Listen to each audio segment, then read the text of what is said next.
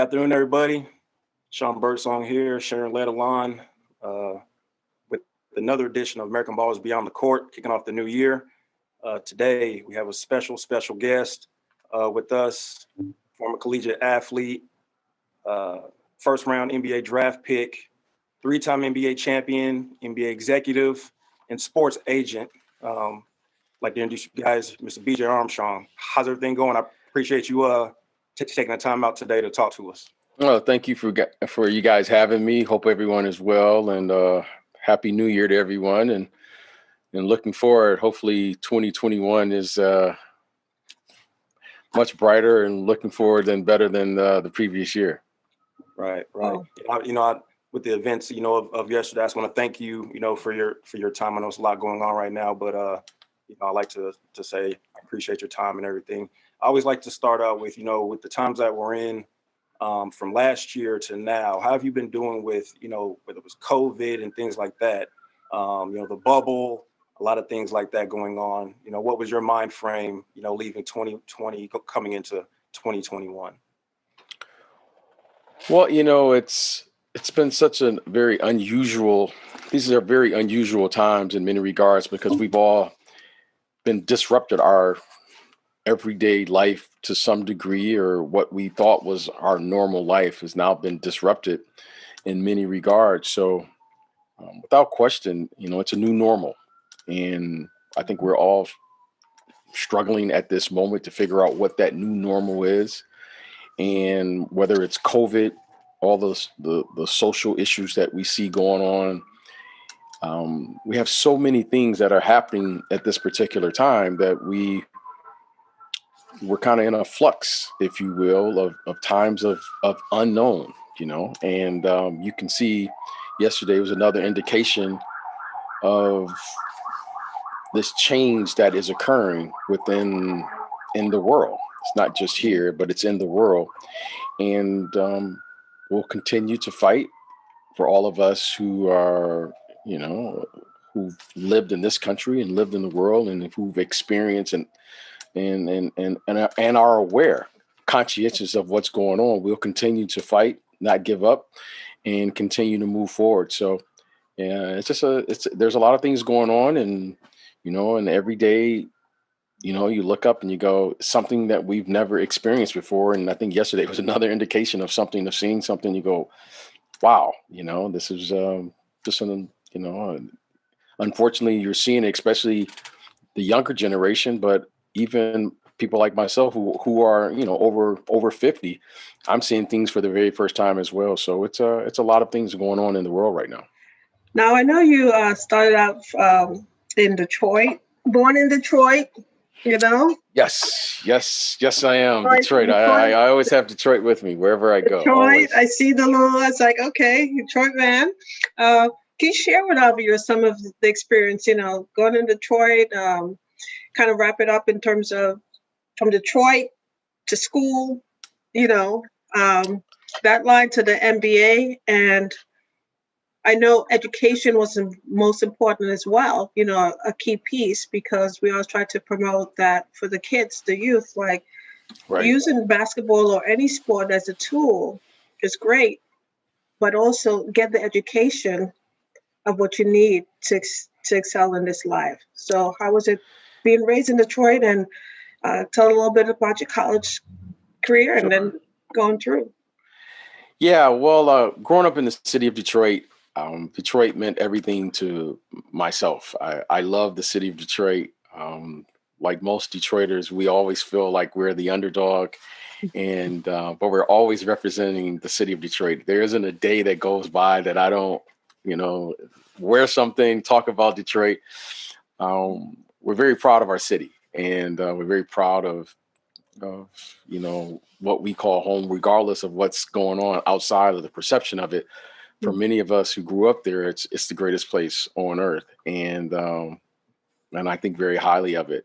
But nonetheless, my family came up there in the 50s, 60s from the South because of the automobile industry, and planted roots there. And all of my family grew there, kind of started working in the factories in the automobile industry.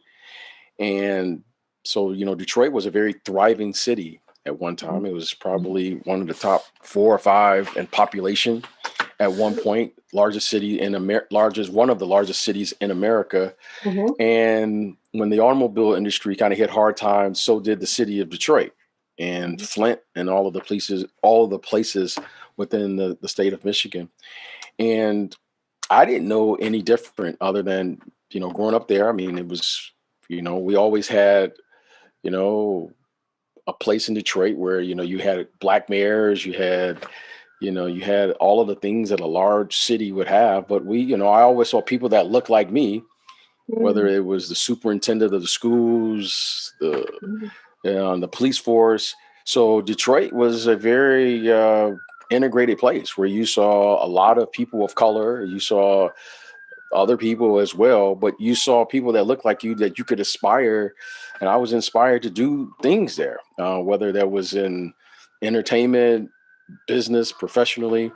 And so school and education and all of those things, I had this idea that if I worked hard and I had examples of people who took an interest in me as a young kid, there were youth programs and things in the city that I could do something with myself. I could do something with my life. And I was very fortunate to have both of my parents in the home. And I had a great family and a great support system. And the city of Detroit was just, it was a great place. And so I grew up there.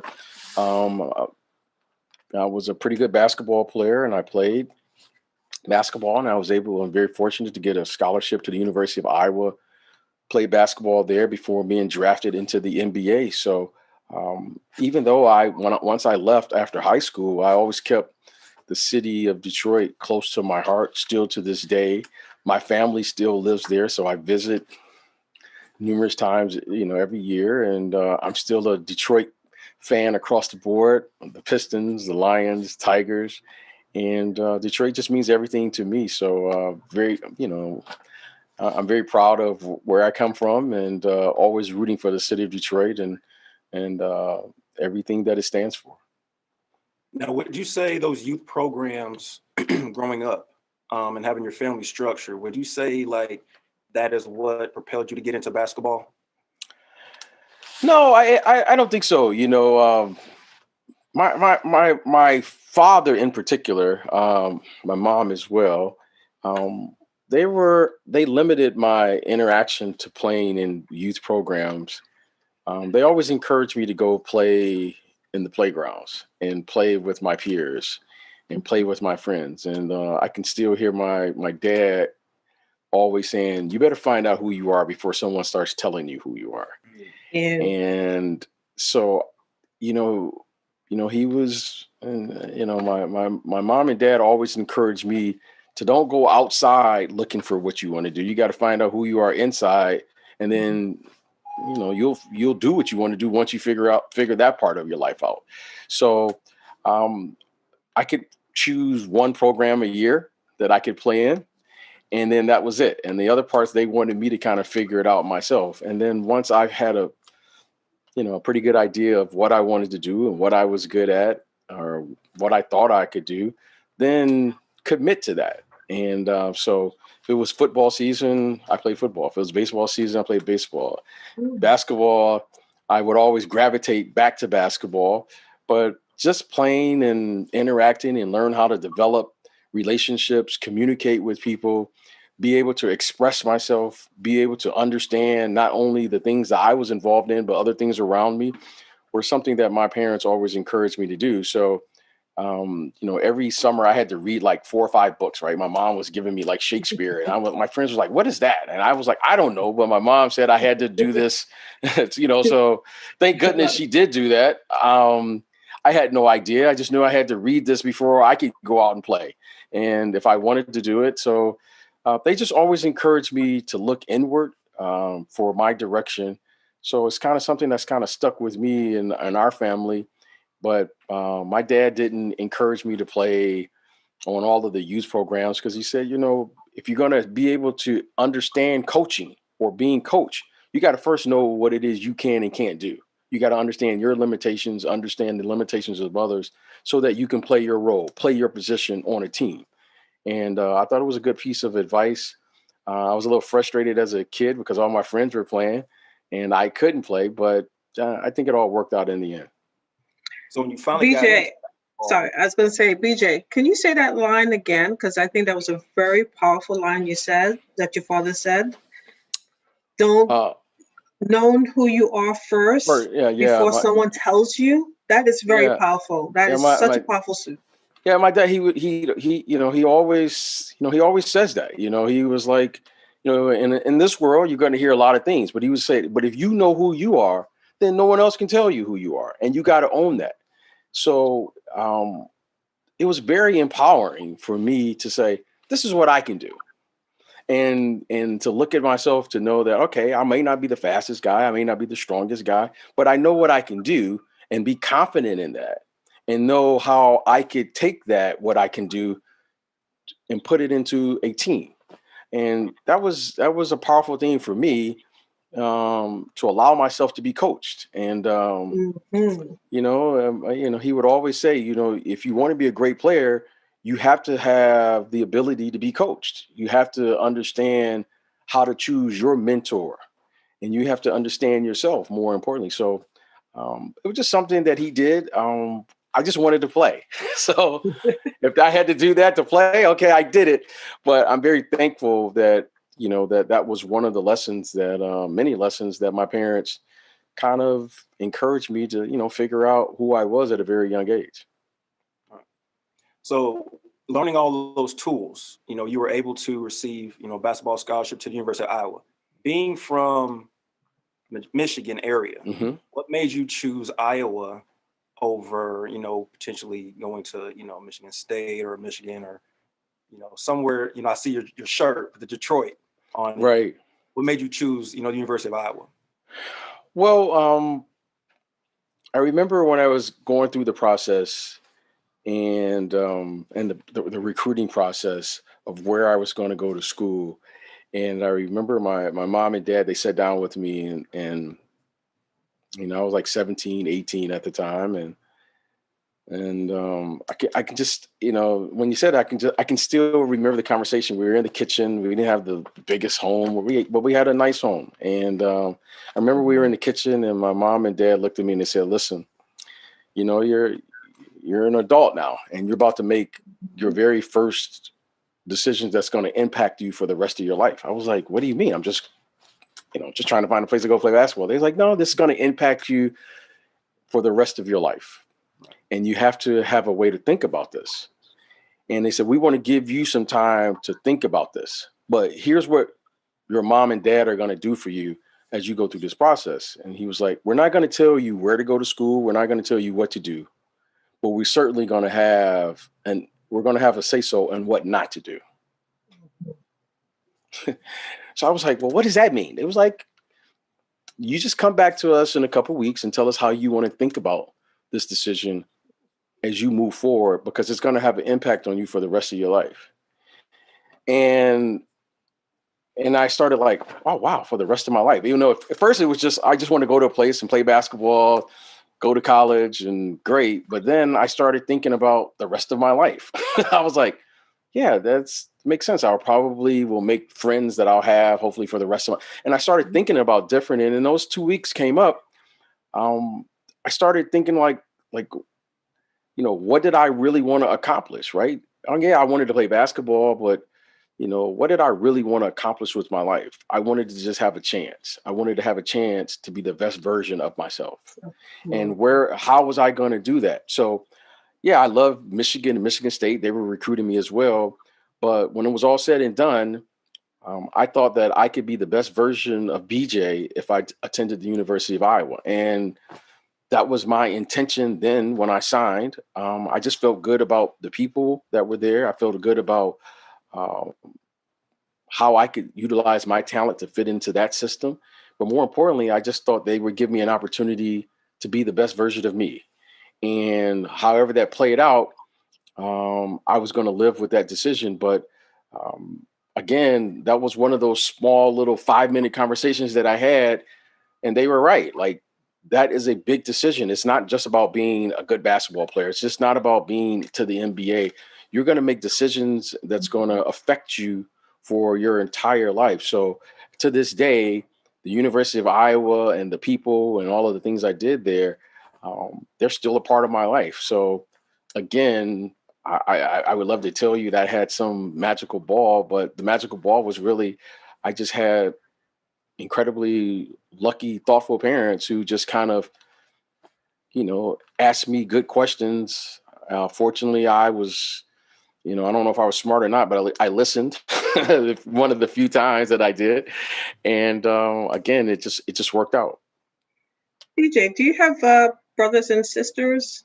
I do not. So I'm an only child. But both of my parents came from very large families. So I always joke with them that they didn't have any more kids because that was their secret. they didn't want to. They didn't want to have a large family because both of them had many brothers and sisters. Because I look at also, I'm good friends with Sam Vincent. Yep. That's my big brother, as I call him, but not too older, as he puts it. Yes. So I see the difference of obviously Sam following his brother Jay and Magic, going to Michigan State. hmm So it's interesting because that's why I was curious of when you have a sibling, kind of like have they kind of push you to kind of follow. Sure. So you were the first one breaking the ground and the last one. Yeah. So for me, it's funny. Sam was my host at Michigan State his senior year. So I know Sam and played against Sam for many years. hmm And so, yeah, I was the very first in my family to graduate and go to college. hmm And, it wasn't just a decision for me, but it was a decision for our family to be able to accomplish that. And, at the time I didn't feel that pressure, but I just knew everyone within my family took an interest. And I can still remember all of my family members wanting to visit. Yeah, they wanted to come see me play, but they were always interested how I was doing in school.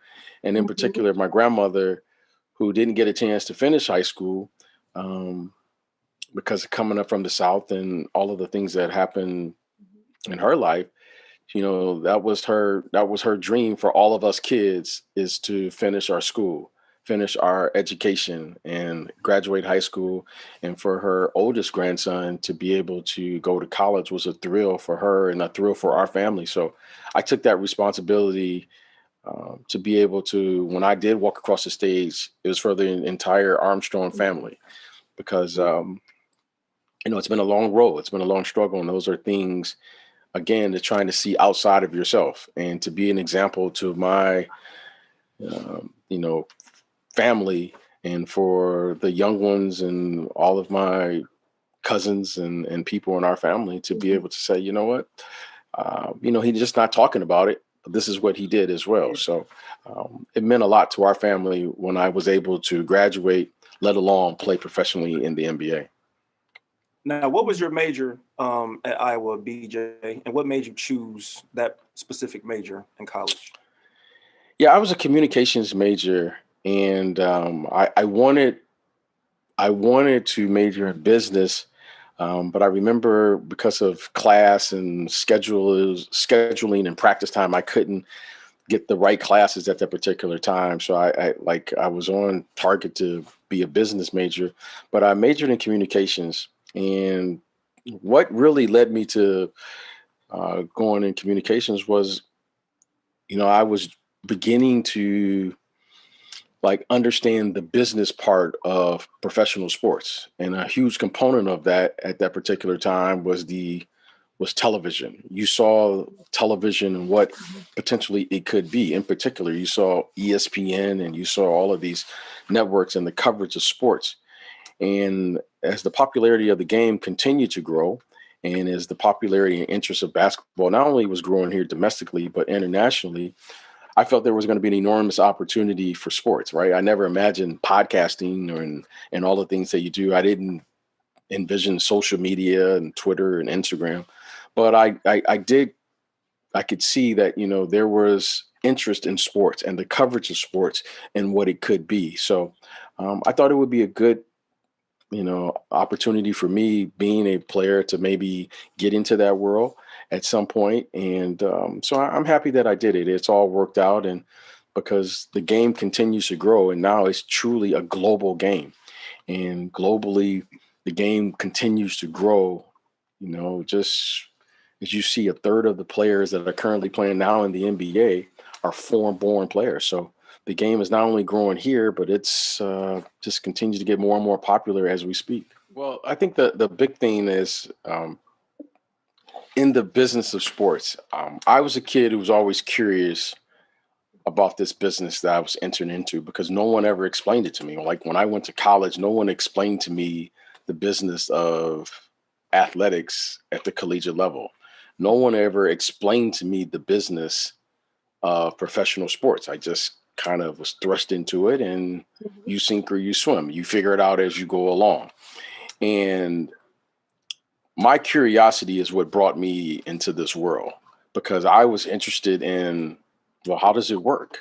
Why am I playing on Big Monday in the Big Ten Conference on a Monday evening? Like, why? Like, why is that sign, you know, Gatorade right there? Why is Ford Motor Company sitting on the side? Like I was just curious on how this business worked. Why are they building these arenas with suites in them? What does that mean?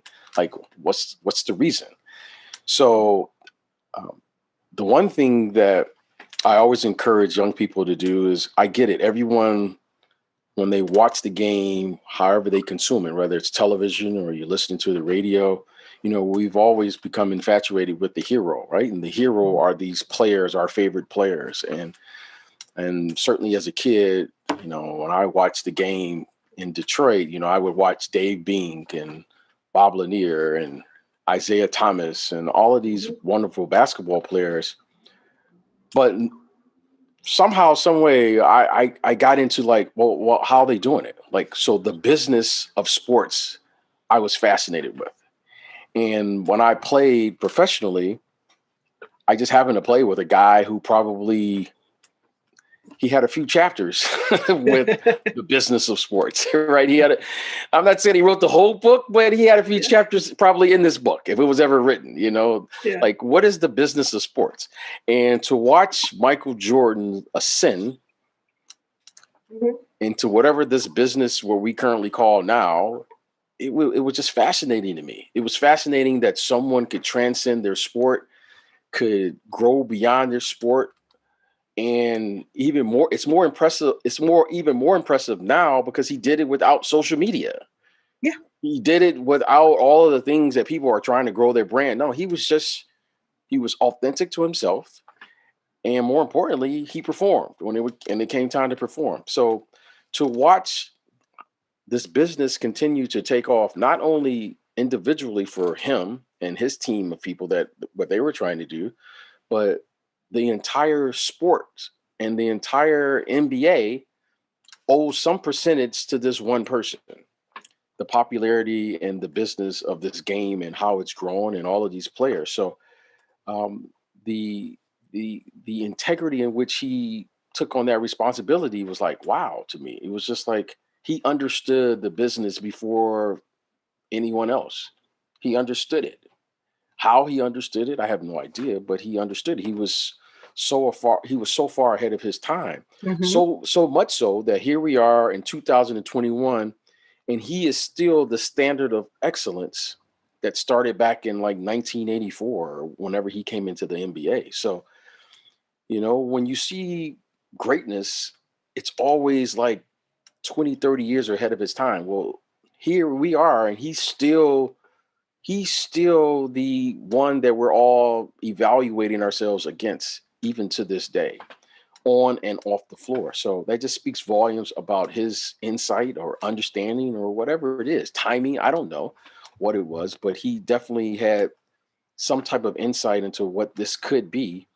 And certainly the game today, the players today, and all of us Mhm. who played then, we all benefited from that insight. And we continue to push forward and move forward and carry the mantle that, he set for really what this business is all about. I mean, we love our sports. We think of it as sports. Most of the time when you think of sports, you have a positive feeling about whether you just played in high school, you played high school or college, or you play high school, college, or professionally, but you have something positive about your participation in sports. And here was a person that just, Michael was able to just take it farther beyond we ever could have imagined, where he was this global figure in a time where, you didn't even know if that was possible, but he figured out and he did it. And to this day, you still see kids who never saw him play still wearing his shoes.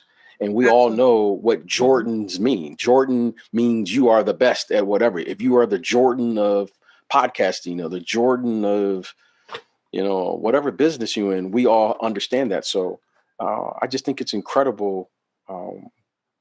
I think it was phenomenal, just following up with that, that the world, well, Americans, I feel, really got an idea of the power that Michael Jordan was globally when we had the Olympics, the first time that professional players were allowed to participate in the Olympics. Mm-hmm. And then when you had that coming into your living room and seeing people from different countries, even other players from different countries, oh my God, Michael Jordan.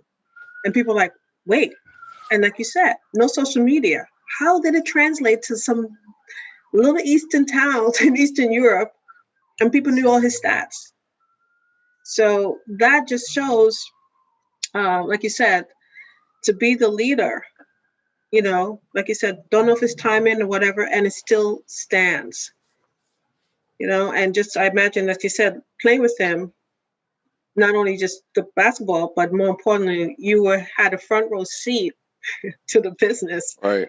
Of like, And BJ, you obviously had a great career out of Iowa. You get drafted first round, 18th pick in the 89 draft to the Bulls, to where now you're playing with Michael and Scotty. For you, what was the draft process like? And also, what was your most fondest experiences on and off of the court during your time, when you got drafted, and even up to the point to where you were able to be a part of? And, like I said, I remember you being in some big games in the final, where you hit some big shots to where you were able to three-peat, and you were an all-star, 1994. What were your fondest memories of that time period for you? Well, what I remember most about going through the draft process is, there was like I just always had a deep appreciation of just having an opportunity. I never, as a kid, I love it when, many of my friends now who are coaching or executives in the NBA, they'll always ask me from time to time, would I come speak to their team? And I always, especially at the collegiate level, and I always ask the question when I am asked to speak, how many of you all want to play professionally? And it never fails that everyone in that room will raise their hand. Like, everyone will raise their hand. I'm like, and it always amazes me that you may not play at the collegiate level, but you have this dream to play in the NBA, and you're going to make it in the NBA. It's like one of those like mysteries of life. And I always ask, how many of you guys think you're going to play in the NBA, and how many of you guys want to play it? And everyone always raises their hand.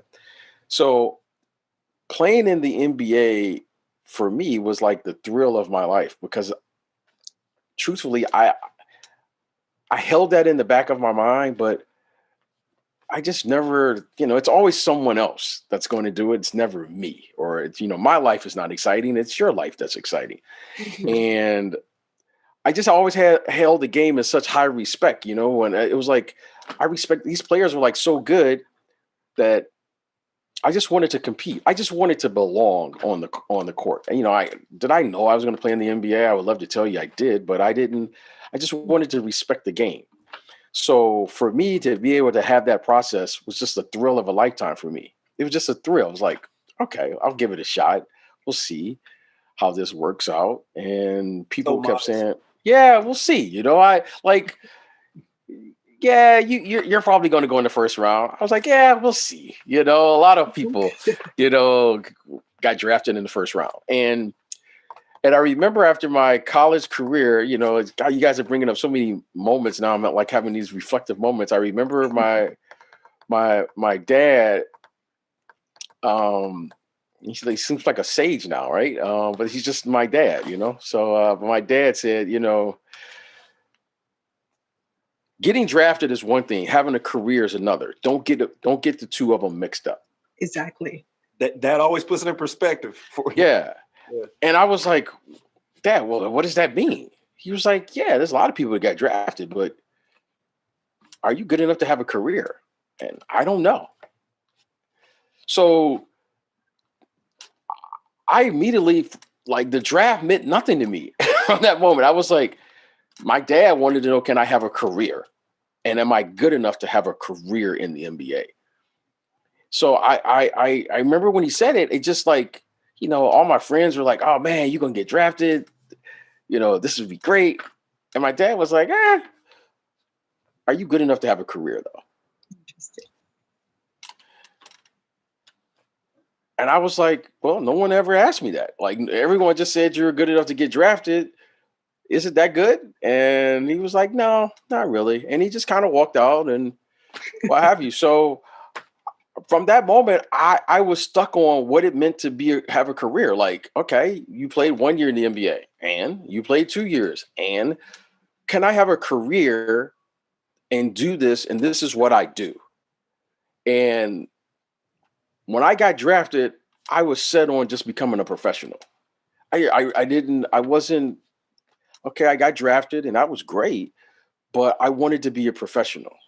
And I was fortunate that I got drafted to a team full of professionals, right? So all of those guys, the Bill Cartwrights and John Paxsons and, you know, all of those guys who were there, you know, Michael and Scotty and all those guys who were older than me, they gave me an example of what it meant to be a professional. That's why they call it professional sports. It didn't matter in those moments where I got drafted. It didn't matter, you know, how high I got drafted. What mattered was, could I perform the task at hand when called upon? And whenever that coach called on me, I wanted to be ready. So I was, again, I played for 11 years and I made this out of a profession. So that goal was presented to me. That obstacle was presented to me at a very young age. And I always took that to heart. And I just admire professionalism, right? I admire the fact when you see people, they can do something over and over and over again to have a sustained level of excellence for a length of time. That to me is way more impressive than just having a good game or having a good season. If you can do this over and over again, and you can do that with the consistency at that level, because it's not like a lot of people playing professional sports in any sport. To me, it's just a very impressive thing. So I just took that to heart, and I had the utmost respect for it. So every year I knew there were always thousands and millions of kids who wanted to play in the NBA. And I knew if I wasn't at a certain level that could not be there for me. And that was my goal, is just to be a pro. So when I had that opportunity to do that, I did it to the best of my ability. I did it as long as I possibly could. And then when it was over, it was over. It wasn't over because I couldn't do it. It was over because, you know what, my time had ran up. You know, my legs had said that was enough. that was it. So it was great. I enjoyed every moment of it. And, you know, it was a great thrill of a lifetime for me and my family. And BJ, you transitioned over to the front office. Mm-hmm. How was that? You know, like you said, obviously having your communications degree and, in a sense, continuing the professional in sport. Yeah. Because you got exposure to working in the front office. Well, yeah, I experienced sports from a player's perspective. And again, the curiosity is what brought me to the front office, because I wanted to understand how and why I was drafted. No one ever told me how I was drafted. No one explained to me why I was drafted. So I was curious. I was curious on how to build a team. I was curious on how they complete trades. How do you even go about that process? How do you go about, free agency? How do you go about getting television rights and the local rights? And what does it mean when NBC puts your games on? So the whole business, I was just fascinated with, like, there was so much more going on than just the guys running around in the shorts and the tank top, I wanted to know what was going on. And okay, and all of a sudden, I remember when the Detroit Pistons built the Palace, that arena. That was like one of the first arenas. It had luxury boxes. I was like, what is a luxury box? Why are they building these arenas differently? So the fascination with sports, I just became, sports directors and presidents and all of these things that were going on behind the scenes. I just wanted to know what part they were, because no one ever sat down and said, this is how an organization runs. Why are we having expansion in the NBA? I remember when the Toronto Raptors came in the league and the Charlotte Hornets came in the league and the Miami Heat came in the league during my time in the NBA. No one ever told me why. They just like, oh, we got a couple new teams coming in, adjust our schedules. So I just began to want to understand it. So why the front office? Well, how did I get here? Like, no one told me like how I got there. I just I was drafted, but no one explained to me how I was drafted. What was the evaluation process? How do you build a franchise? How do you build a team? What is a salary cap? All of those things. So I just wanted to know. And it was great because it kind of put some context in my own life. It made me kind of understand, okay, this is how you build a team. Like, what happens when you get a great player? How do you build around this player? How do you, no one explained it. I just showed up and Scotty and Michael were there, but no one told me why they were there, how they were there, what we were trying to do. BJ, what's your role in this? I just kind of did what I did. We won, but I wanted to put some context to it and really have a thorough understanding of professional sports more than anything. So that's why I got involved in the front office. Now, I know that, you mentioned earlier about, you coach, you go to, clinics and you were, your friends and they have camps and you talk to those players. You ask the question, how many of you guys want to be NBA players? From your perspective, I know when we do these camps, myself and Sharon, we go around the country and we talk to the kids. I don't tell them they can't be a professional basketball player, but we let them know there's options.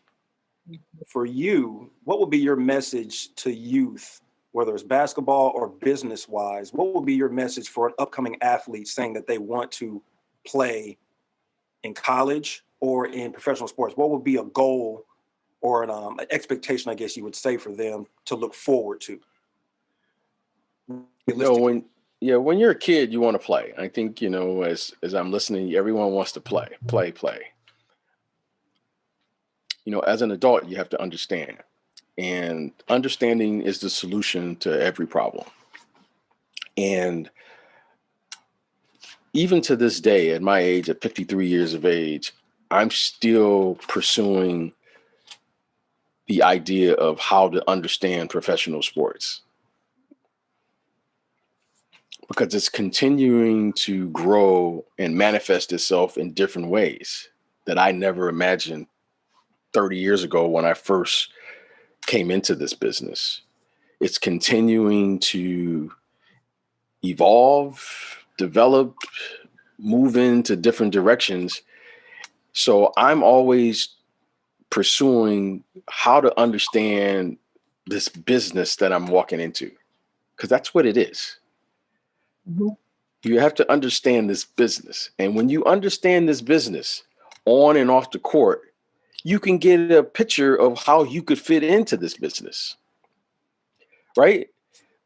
The first thing that you see are the superstars. Mm-hmm. That's the glitter. That may be the attraction, mm-hmm. That's what everyone sees. Mm-hmm. But, you know, you could be the commissioner of the NBA a lot longer than you could be a player in the NBA. You could be the president a lot longer than you can play.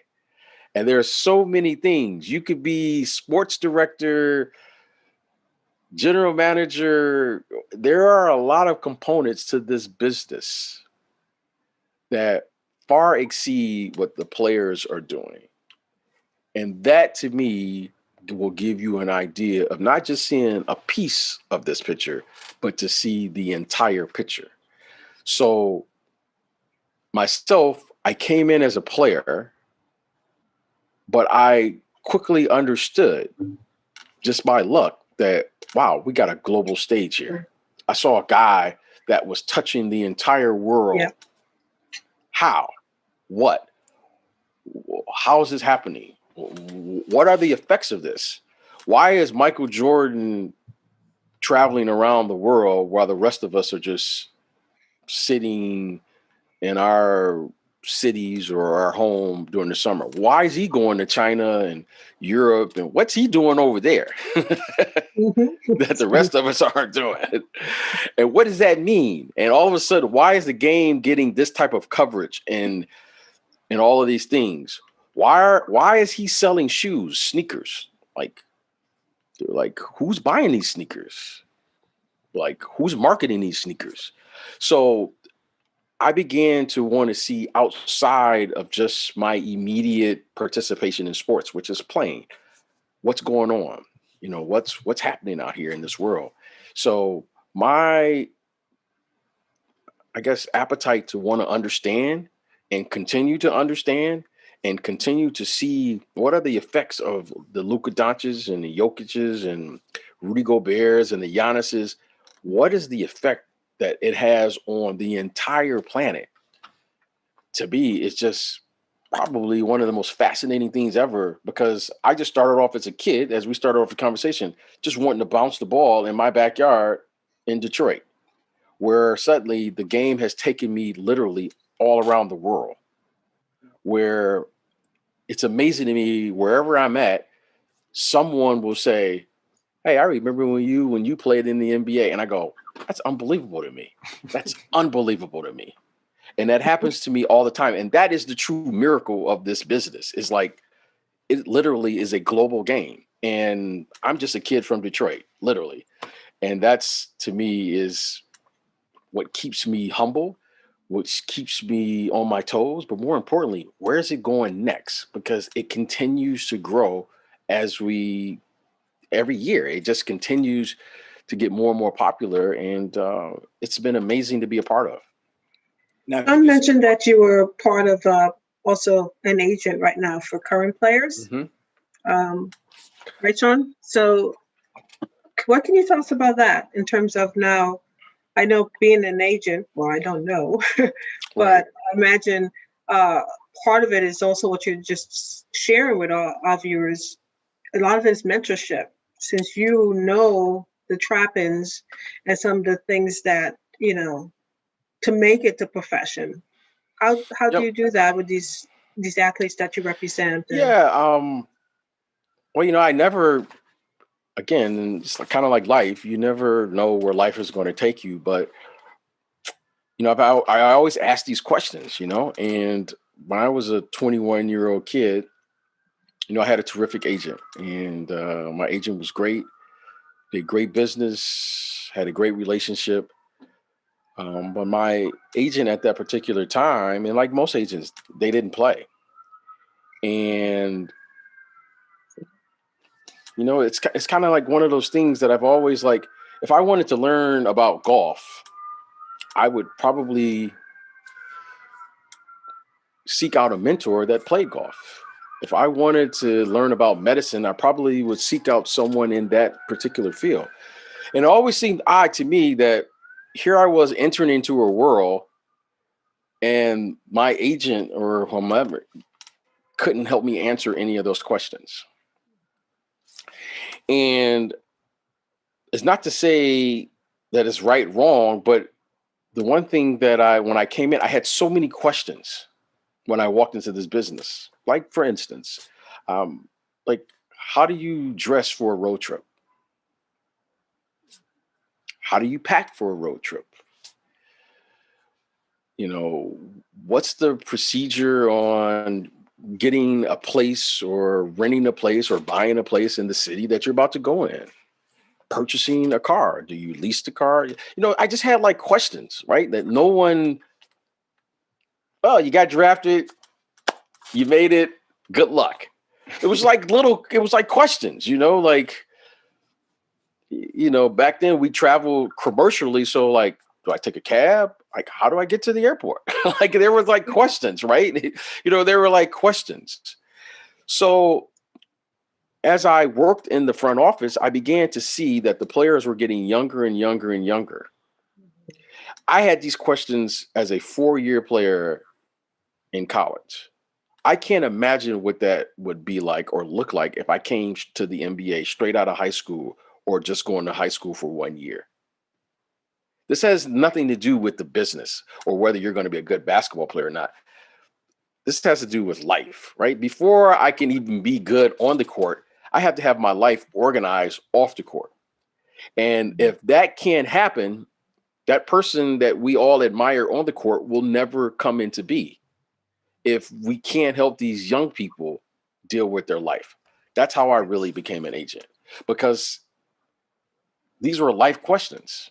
These aren't like if you're representing Michael Jordan, okay, like the guy averages 30 points a night. Okay, well, that's the fun part of the business.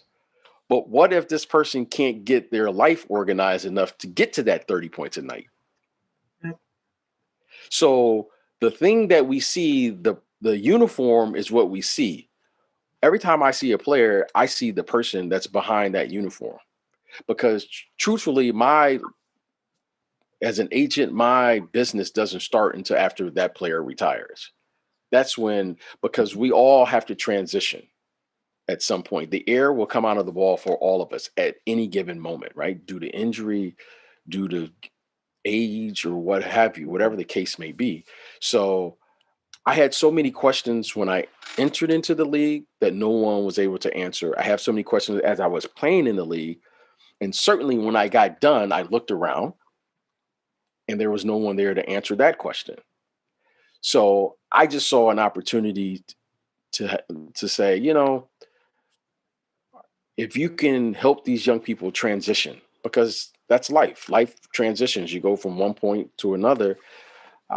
Maybe you can help answer a question that you had. I mean, I wanted to ask people. So when I would see older players, you know, I would ask them a question or two because they had experienced the same thing I experienced. It just seemed natural for me to be available to answer a question if asked.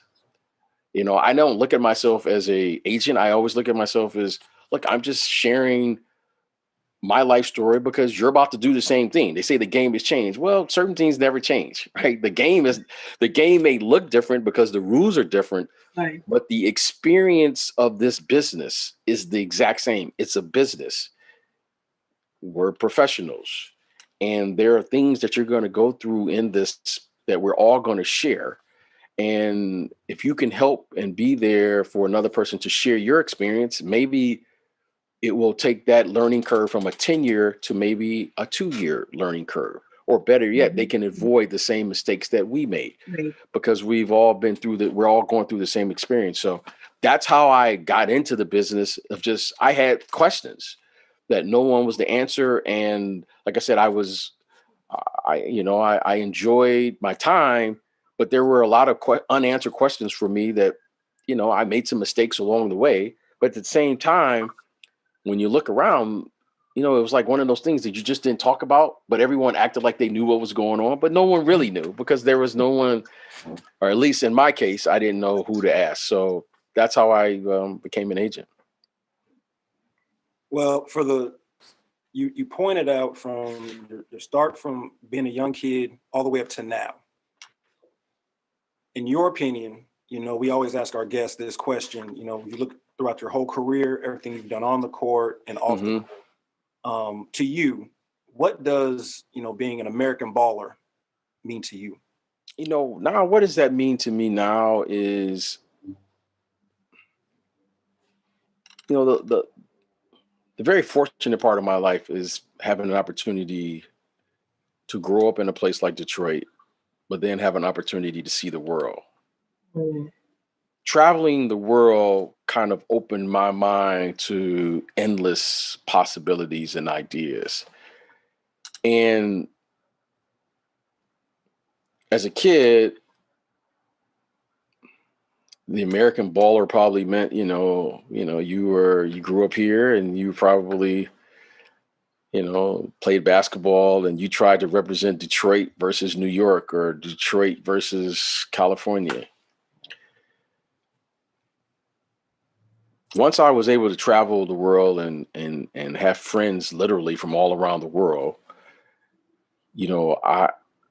I began to have a global outlook on the world.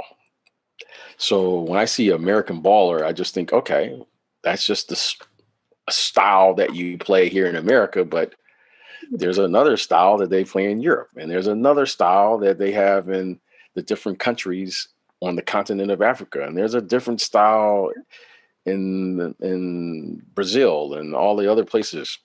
So American baller to me just, okay, what's my part in this global community? Because the game truly is a global game. And every time I'm on the web now, I can go all around the world instantly.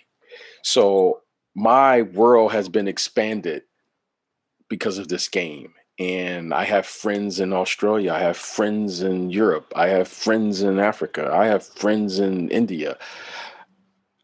I've I'm part of this global game around a basketball, but at the same time, wow, when I see these kids from, I see these kids from Slovenia play, or I see a kid from all these different places and all these different places from around the world play, you see their style on the game. And I'm going, oh wow, okay, that's how they play the game there. Yes. That's how they play the game in Spain. Like when I see Ricky Rubio, I go, I feel like I see a little bit of their culture. When I see Tony Parker and Rudy Gobert and all the people from France, I go, oh, that's how they play the game there. Now I'm, watching Yao Ming play to me was like more than just watching someone who was tall, and was like you saw a part of how they perceive the game. So being a part of this really global world because of basketball, American ballers, okay, I get it. I get it. But at the same time, there's more to that. And and having the opportunity to travel, that's something that I never imagined, right? I never imagined that this little kid was going to just play in Detroit, would literally go all around the world and meet people and play and do these things. You just see how you play in this community. So that I'm very thankful for. And when I watch the NBA, literally, it's a global game now. Yep. It's a global game, and you see everyone they bring their little flavor to it, and they put the New Yorkers play a different way, and California plays a different way. The kids in the South play a different way. The Mhm. kids from Canada play a different way. The kids from Jamaica and the Dominican Republic play a different, and everyone brings their little spin on the game. And that to me always brings a smile, because you're like, oh, I didn't think of that. Manu Ginobili. Now everyone does the step through, they call it, so, you see, that's pretty cool. It's a really cool thing to be a part of this. So American ballers means, okay, I grew up here, Right. but what's my part in this bigger picture? Well, BJ, I want to, say I appreciate your time again. I thank you. Like I said, you had a tremendous career, and it's great to still, see what you're doing now. And I hope that you have a continuous, new year. I'm just thankful again for you, for your knowledge, and also to what you can give to these kids coming up. Very insightful. Well, thank you guys. Happy New Year to everyone, and happy 2021. Appreciate you guys at any time. Okay, thank you. Thank you. Thanks, BJ. BJ. All right, Sean, take care. Thank you guys. Yep.